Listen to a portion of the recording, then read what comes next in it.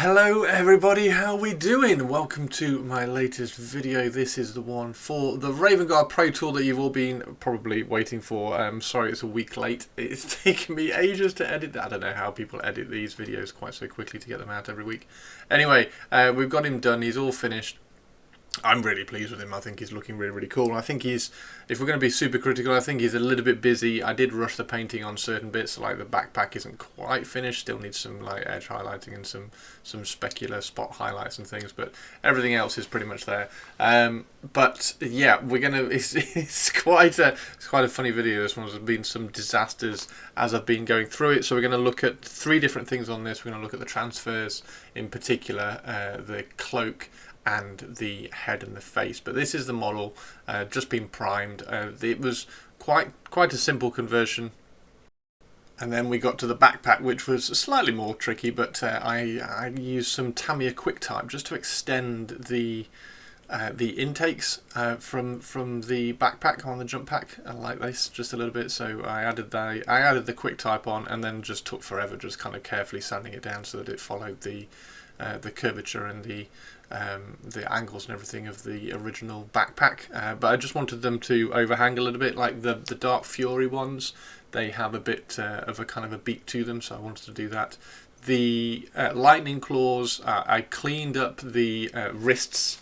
The wrists have like a little kind of a wrist plate that goes on the back of them, so I didn't add that on and instead used those lightning claws. Those lightning claws are from a 3D print sculptor called R&G All, I think it is, on Cults.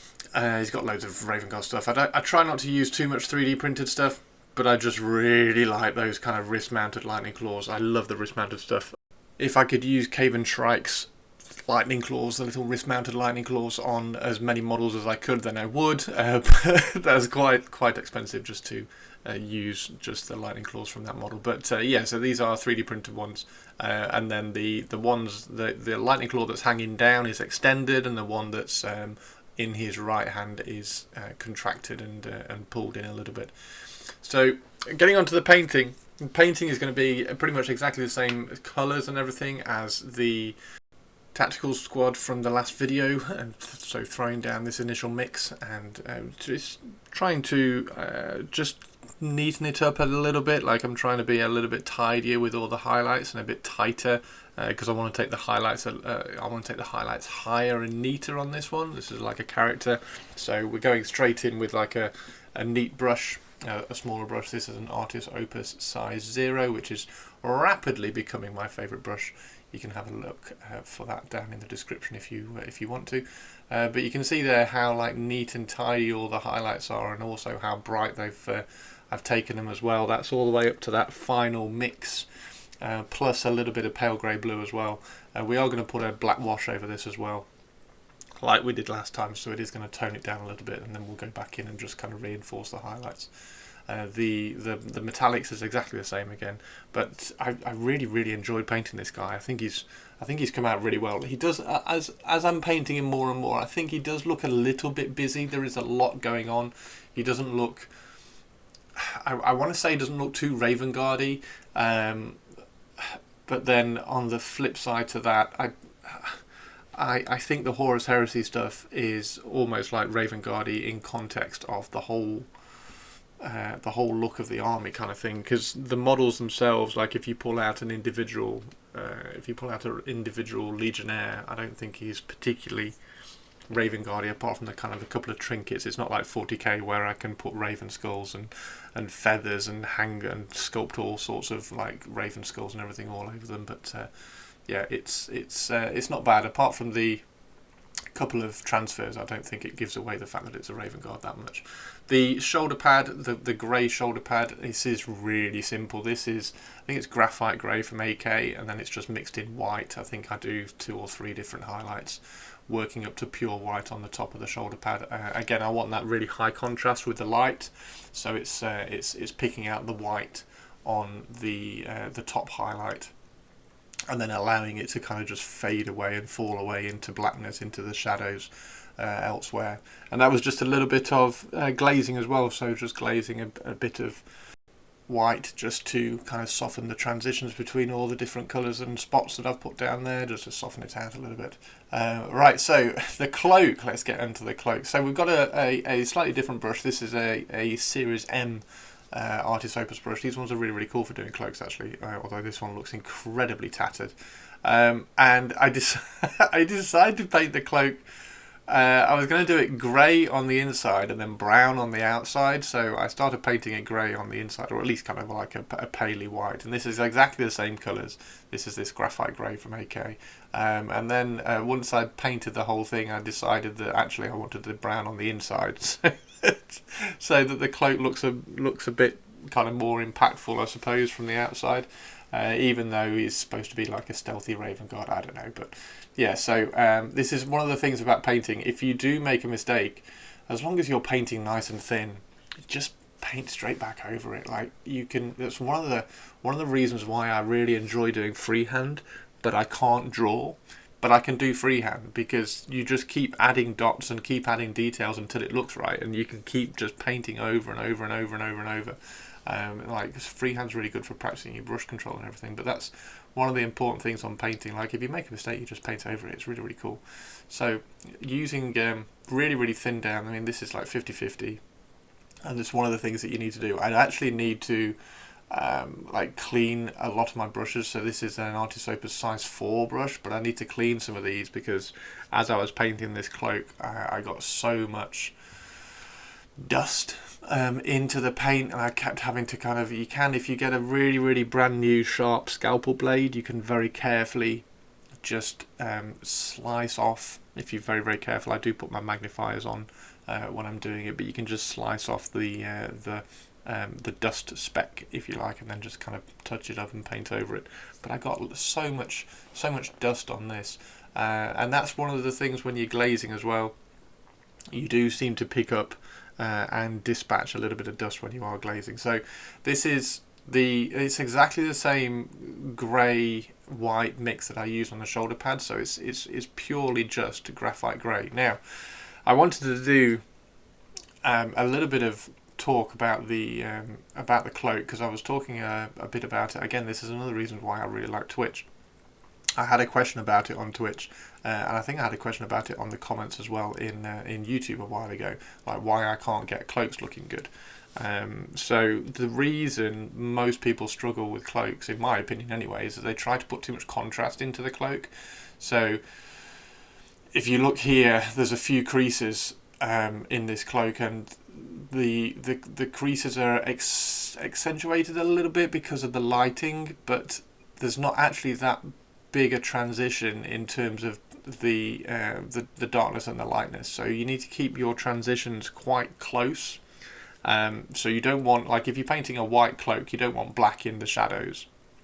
Not really anyway. Like the biggest creases, you could probably get away with it, but it's going to be very small. Anyway, you want to keep the transitions really small and really soft. So you want lots of mixes, you want lots of glazing like this. So this is really thin down paint. It's like 50-50 water to paint. I'm using a big brush, and there's not a lot of paint on the brush at all. So I'm kind of going back to the wet palette, getting the brush kind of filled up a little bit, and then like taking a lot of it off on a kind of paper towel, like a damp little paper towel. I try to use a damp paper towel so that it's not introducing too much kind of dryness to the brush when you're glazing as well. Yeah, just kind of going through and making sure that you're getting those transitions really soft, and you're not going too high in terms of tonality and contrast. And then here again, I mean this is nearly pure white now, and this is we're going back to that little M size brush, which is quite nice. It's quite fat. And chunky. It makes quite interesting marks when you're doing the cloak. You can get quite a nice wide mark with it.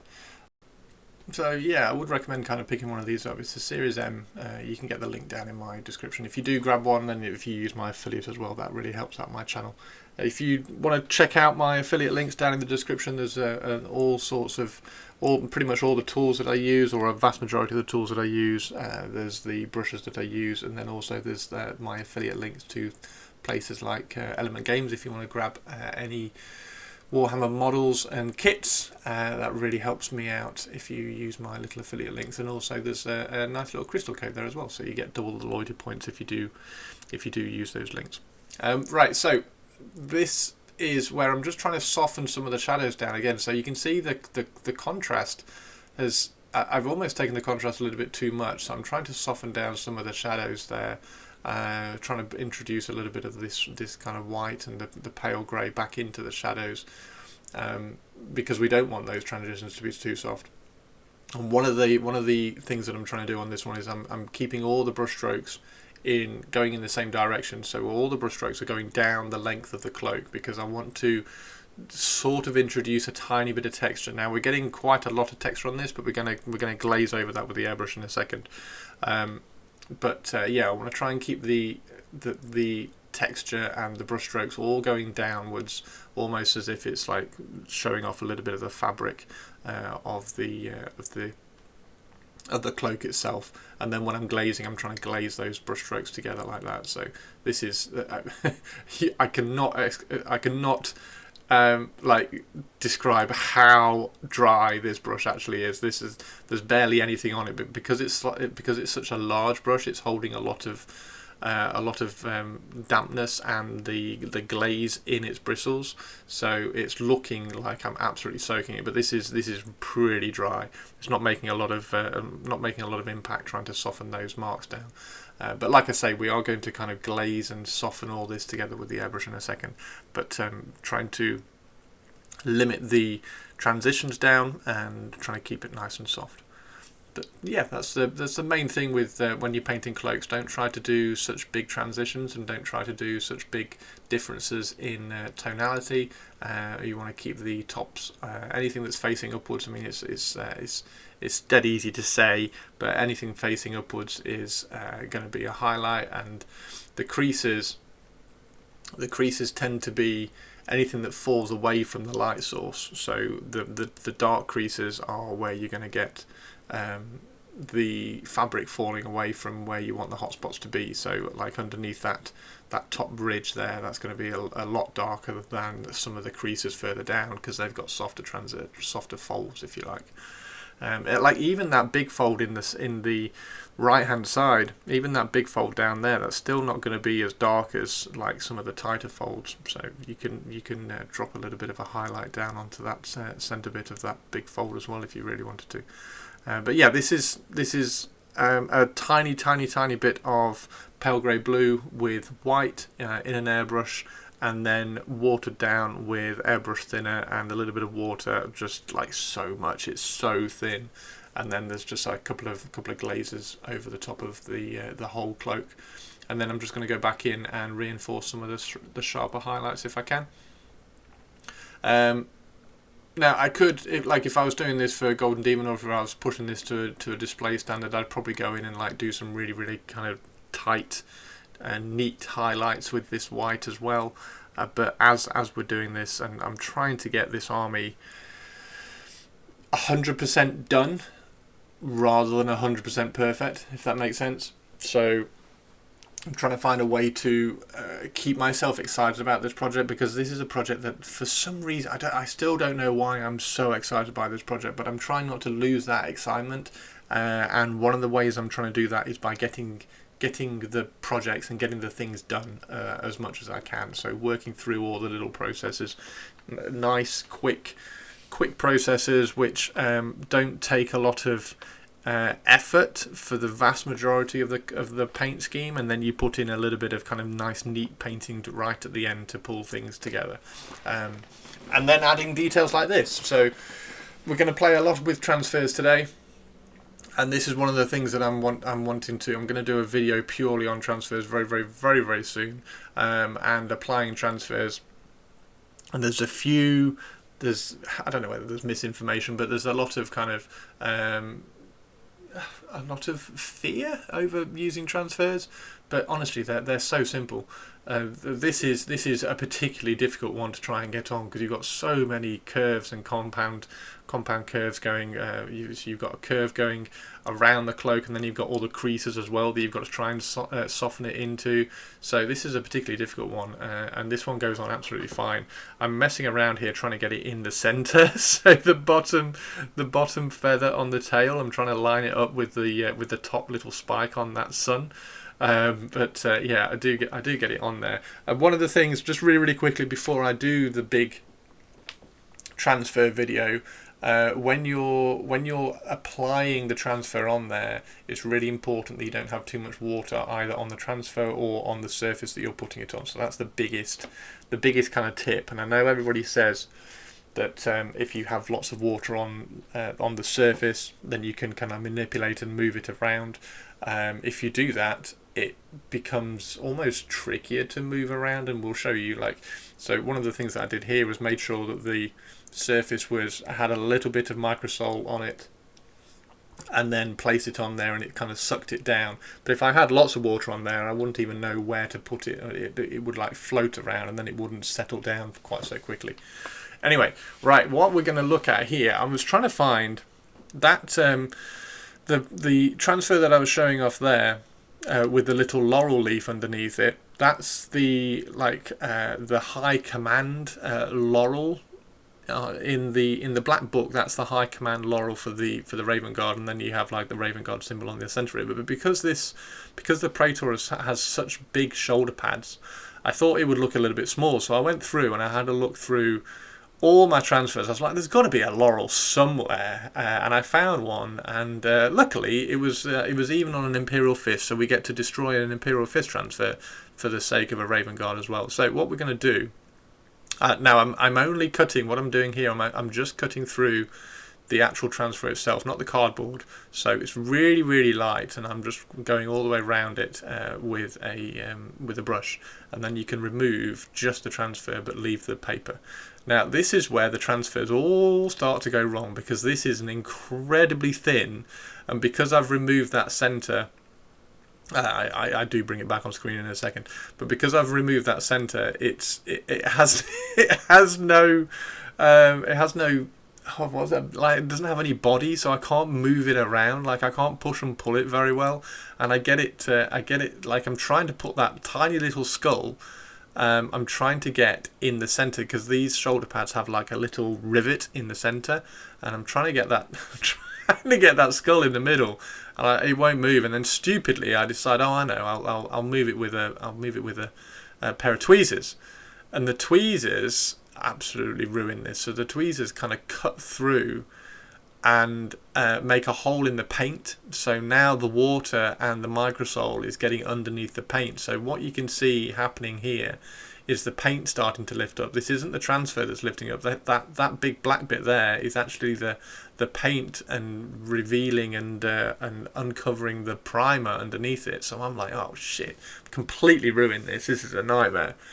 But the good thing about transfers, as long as they're wet, you can do what you like with them. So you can see here, I've taken that off because I cut it in half, and now you can see how much mess it's made on the paint job. So what I ultimately do is I remove that, take this off, take this transfer off. I've cut it in half. I put it back on the backing paper, and then I put it back on my wet palette. I always do, and you'll see this in the transfer video that I do, I always do my transfers on the wet palette. So I put a bubble of water on the wet palette, drop the transfers in the bubble of water, and then they just sit there.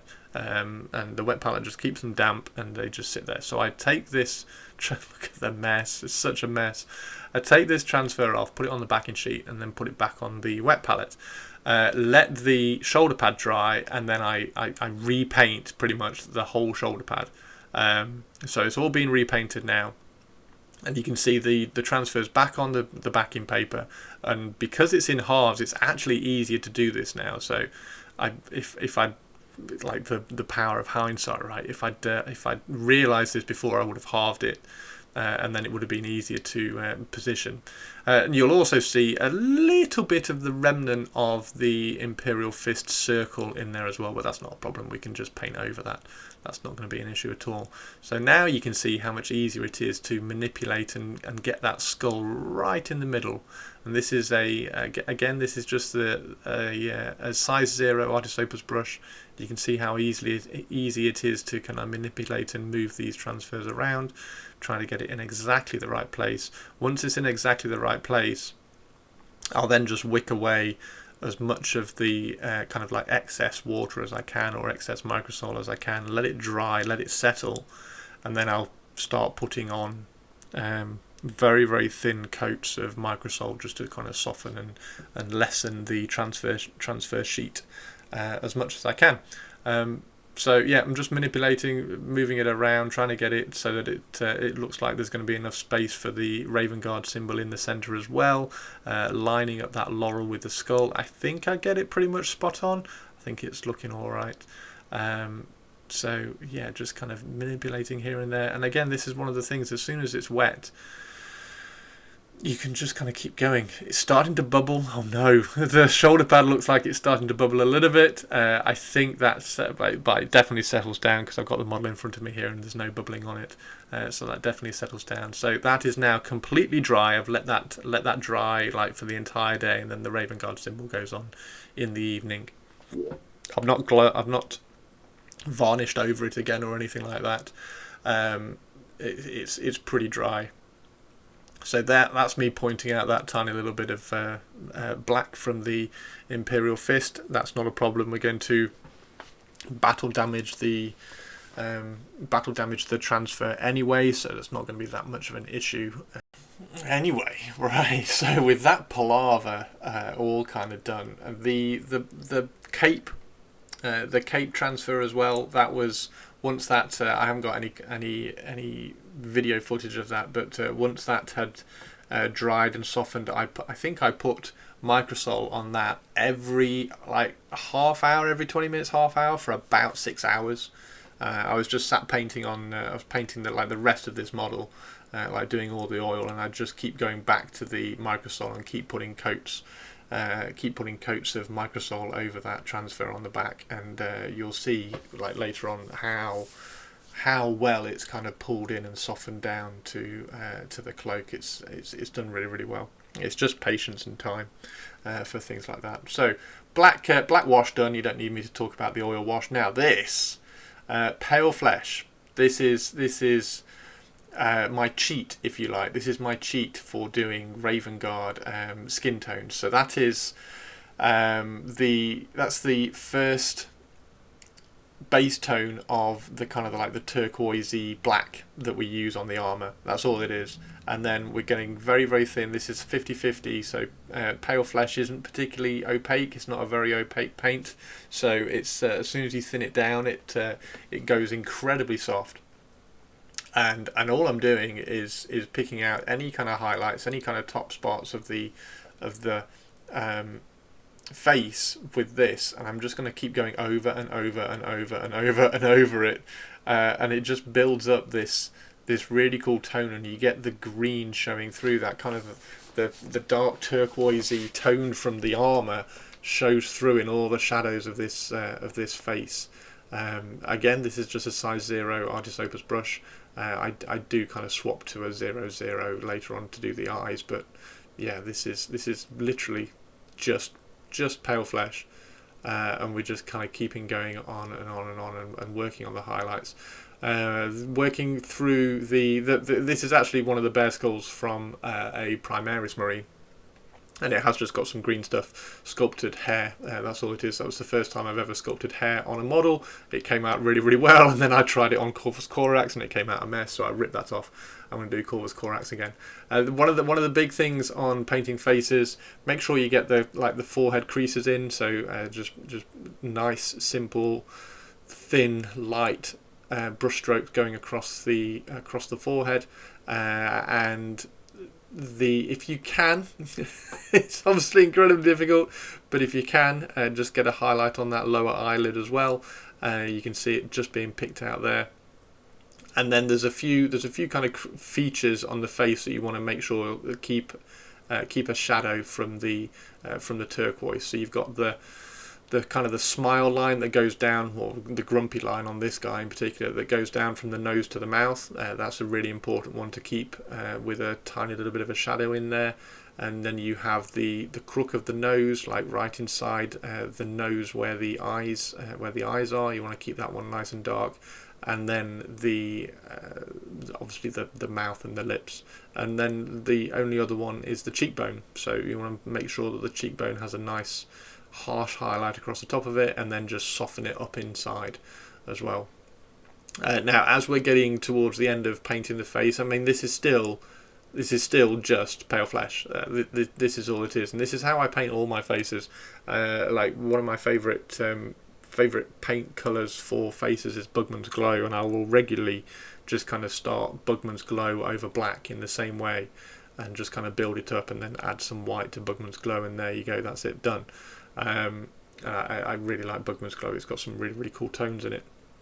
And then finally, just to kind of finish off and finalise and add the last little kind of punch to the face, is just pure white. So it's a little bit of white. I think you could probably mix in a little bit of pale flesh if you don't want to go too harsh with it, but just picking out some final highlights. When you're painting a face, don't highlight the top lip, always highlight the bottom lip. If you highlight the top lip, it ends up looking like he's got like duck lips, like we can't get that highlight like tight enough on the top lip.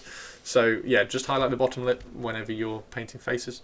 And then this is a final thing, just to add a tiny bit of colour. This is incredibly thinned down Gulliman flesh, which I've also been doing on all of them as well. And this guy, I don't know whether it's like damage from when I ripped it off a model or something, but he's got a cut down his cheek. So I just made sure that I ran a little bit of Gulliman flesh in that cut as well. Trying to do the white dot. So I decided for all the Raven Guard that I was going to give them black eyes. And if you give them black eyes, so I have done a black painted over the eye in just pure black, and then I was trying to go in and I actually redo this off stream because it's incredibly difficult to do eyes on stream. Anyway, yes, I thought I'd add a little bit of nostalgia. I don't know why this just like randomly appeared, and I just decided I'm going to get some shining gold on this model. So the Imperial, not even on video, the little Imperial eagle on his base, I literally just paint with some shining gold, and then pick it out with some I can't even remember what it was. What I think it might have been Skeleton Horde. It was one of the brown contrast paints. I don't think it looks great. I think it probably needs a little bit more contrast in there. But if I added some more contrast, I was a little bit worried it was going to overpower the base. I'll probably go back and add a bit more detail in there. I sort of wanted to add some patina to it, but obviously gold doesn't patina. Gold doesn't oxidize. So it's more about adding the shadow to it. Maybe I can drop some highlights on there. Anyway, it's only on the base, it's not important. Right, so this is Lead Belcher with a little bit of chrome mixed in for the final highlight as well. Just making sure that you're picking out. This is where the whole model starts coming together. So final little bits of sharp highlights, little bits of edge highlighting. I do some tippy-tappy scratches in the same way that I did on the Tactical Marines. It's also got a little bit of touch of pale grey blue on the armour highlights as well. And then there you can see the transfer on the cloak, how well that's kind of all contoured to the cloak as well.